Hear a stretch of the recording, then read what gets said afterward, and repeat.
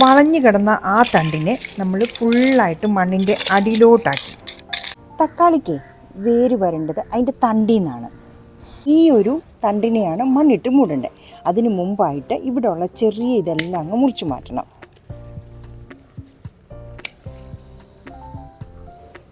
ഇതാണ് നമ്മൾ ഇട്ട് കൊടുക്കുന്ന മണ്ണ്.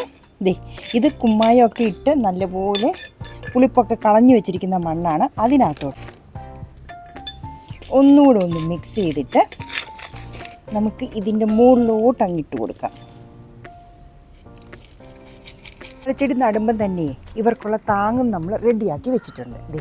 ഈ കമ്പ് അതിലിങ്ങനെ കയറും കെട്ടിയിട്ടുണ്ട്. എന്നിട്ട് ഇതെൻ്റെ കായ്ച്ച തക്കാളിയാണ്. ഇതിൻ്റെ കായെല്ലാം വന്ന് നിൽക്കുക. നമുക്കിവരെ ഒന്ന് ഇതിൻ്റെ കൂടെ ചേർത്ത് കെട്ടാം. ഈ കയറിലേക്കൊന്ന് കെട്ടിക്കൊടുത്തു കഴിഞ്ഞാൽ ഇവർ നേരെ അങ്ങ് നൂർന്ന് നിൽക്കും.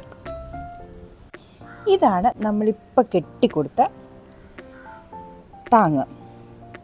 ഇവിടെ ഇങ്ങനെ ഞാനൊരു എസ് ഇട്ട് അങ്ങോട്ടും ഇങ്ങോട്ടും ഒന്ന് ഈ കയറിനെ പിണഞ്ഞെടുത്തു. അങ്ങനെ ആകുമ്പോൾ ഇത് താഴേക്ക് പോവുകയില്ല. ഇവിടെയും ഒരു തക്കാളിക്കമ്പ് അങ്ങ് താഴോട്ട് തൂങ്ങി ആ തെങ്ങിൻ്റെ കുഴിയിലോട്ട് കിടക്കുക. അവനെ കൂടെ നമുക്കൊന്ന് പിടിച്ച് കെട്ടിക്കൊടുക്കാം. ഇങ്ങനെ കയറിട്ടിട്ട് ഒന്ന് അങ്ങോട്ടും ഇങ്ങോട്ടും ഒന്ന് ക്രോസ് ചെയ്യുക. അതിനുശേഷം നമ്മൾ വലിച്ചു കെട്ടിയിരിക്കുന്ന ഈ കയറിലേക്ക് അങ്ങ് കെട്ടിക്കൊടുക്കുക. അപ്പം ഇതൊരു താങ്ങായിട്ട് ഇവിടെ നിന്നോളും. പതുക്കെ ഇതിലോട്ടൊന്ന് ചുറ്റിവിടാം. ഇത് കണ്ട നല്ല തക്കാളിക്കായാണ് ഇതെല്ലാം.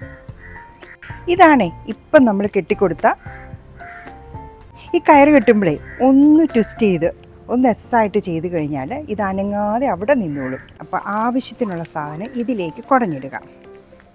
ഈ പൊടി മുഴുവനും ഈ വെള്ളത്തിൽ നല്ലപോലെ കലങ്ങിച്ചേരണം. 2 ആഴ്ച കൂടുമ്പം ഇതിൻ്റെ ചുവട്ടിൽ ഒഴിച്ചു കൊടുക്കണം.